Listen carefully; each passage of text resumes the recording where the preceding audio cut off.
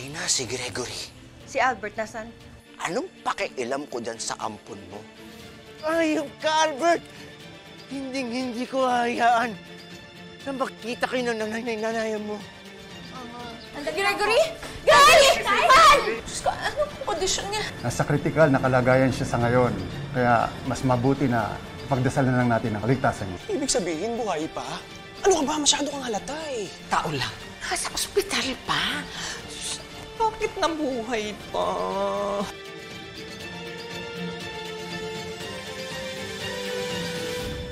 Pag may naalala po ako, sir, papalam ko po agad sa inyo. Sige po, tutuloy na po kami. Magandang gabi po, Mayor. Sir Mayor. Rambo. Juday, don't worry. Hindi tayo titigil hanggat hindi natin nalalaman kung sinong gumawa nito kay Gregory. Sir Eduardo. Pero, bakit nga ito ginawa nila kay Gregory? Ano bang dahilan nila? Ginawa nila yun sa asawa ko. Simple lang naman ang pamumuhay namin noon eh. Sapat na yung kakasama kami. Na masaya. Na may kapayapaan. Na bago ang lahat ng dahil sa politika.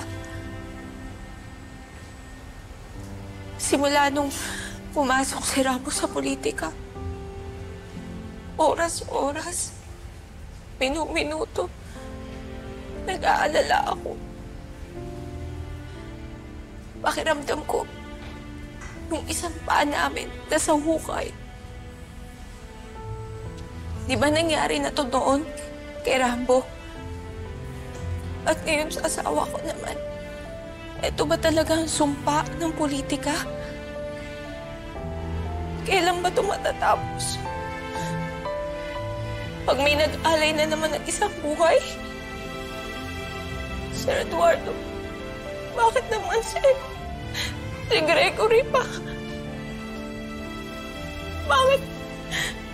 Bakit ang asawa ko po?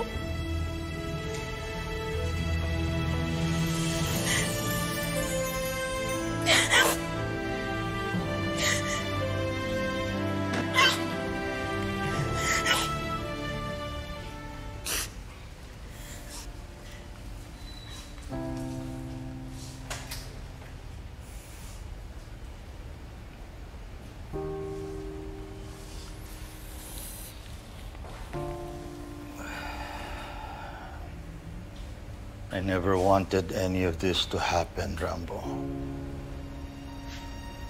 I'm sorry na nangyayari to sa pamilya mo.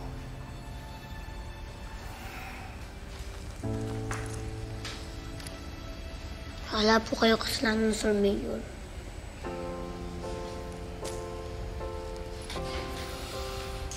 Tama si Juday. Nabulog ako ng ambisyon ko na makahanap ng isang mabuti at mabait na leader na katulad mo. Hindi ko na-realize yung gulo na maaaring idulot nito sa pamilya mo. Sir Mayor, huwag niyo po sisihin ang sarili niyo.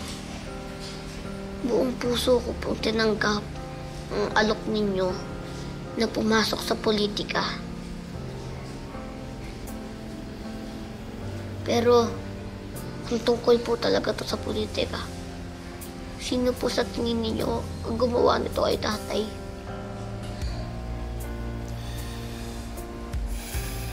Isang kalaban na may kakayahan.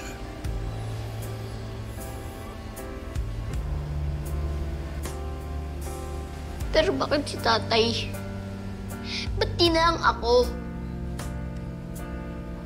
Hindi naman ito diniserve ni tatay eh.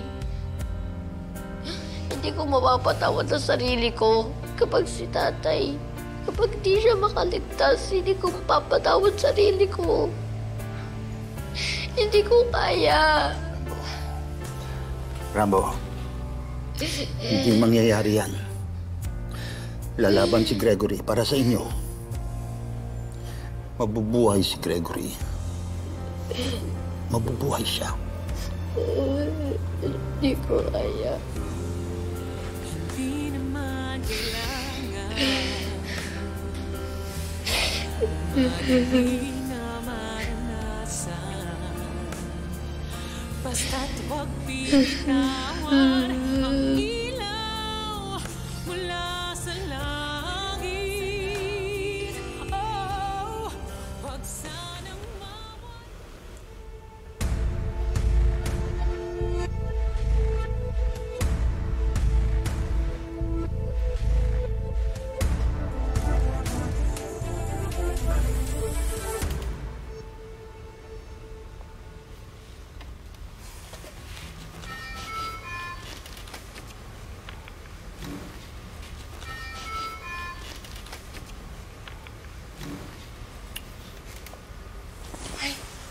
Jenny, Sorry po, Juday.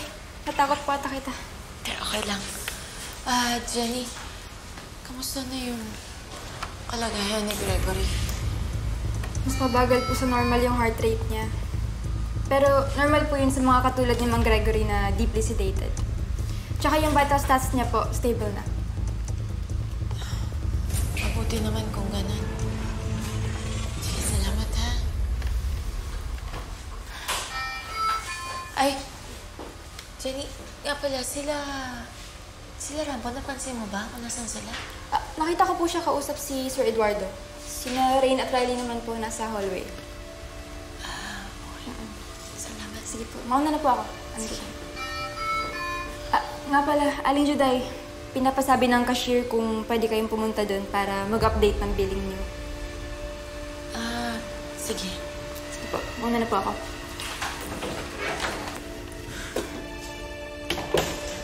Jenny? Yes po. Pwede mo ba akong samahan sa cashier? Kasi para pag meron silang sinabi sa akin na hindi ko maintindihan. Sige po, Aling Juday, samahan mo kita.